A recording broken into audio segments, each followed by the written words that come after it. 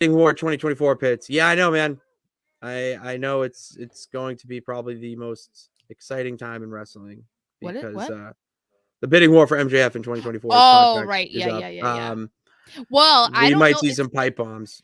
It might. It's a thing. The thing with him though is he does strike me as the type that will want to chase money, but because there is quite a bit of months, obviously, between now and when his contract is up, he's going to be able to solidify himself even further than where he's at right now. So he's going to understand how valuable he is. So it's going to be interesting to see what exactly his priorities are. Are your priorities money, and that's where you're going to go whoever pays you the most? Are you going to chase the ring, which I would say is WWE?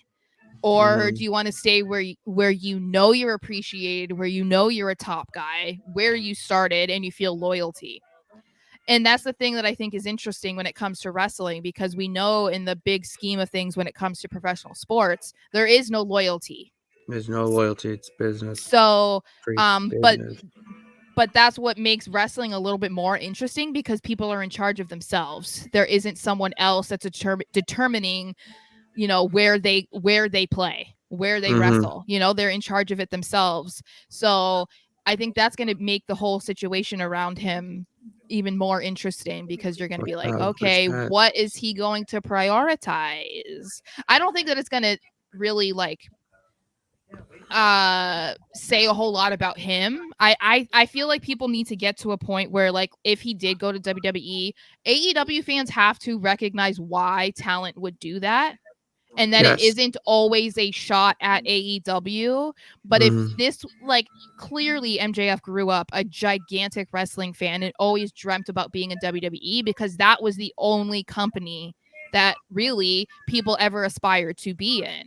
So that is not something that's going to ever go away, no matter who they are, because it is a nostalgia thing. It's a childhood thing. Like, it's a dream that you never let go of. And it is the superior company that is going to put you on the map worldwide.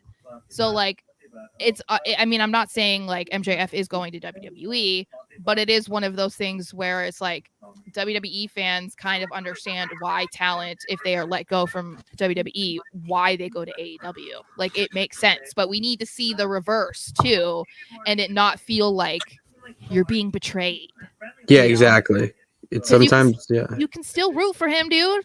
Like, you can still be a fan of him if he went somewhere else. Like, are you going to say if he went to TNA that you would be like, F this guy? Yeah, exactly. Like, do we? Yeah, this is why it's not a team sport. You can root for guys. This is why there's other avenues. It's nice, that fact. You don't have to stick to one team. You can stick to one person and watch them and root them. Like, that's what it's really all about. Well, and if you're a fan of him, MJF, as a person, and he decided to go to WWE, you would probably have to just look at it and be like, okay, why did he choose that? And obviously, for the most part, it's like someone is not going to choose to go into the minor leagues of baseball if they had the opportunity to go to the major leagues. Like, you would be questioning more why they were like, no, I'll just go play with the guys who aren't good enough to play in the major leagues. Like, that would be more questionable. But when it comes to this, like, if he stayed in AEW, fine, that makes sense. That's where you are. That's where you're appreciated. That's where you started. But if he goes to WWE, you also have to understand why they would make that decision too.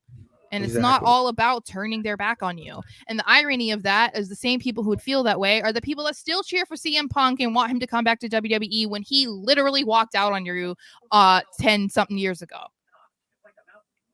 I really want CM Punk to come back to WWE. All right, I don't even want to have this conversation right now. Okay, well, then that's something you don't like. Continue to tell me.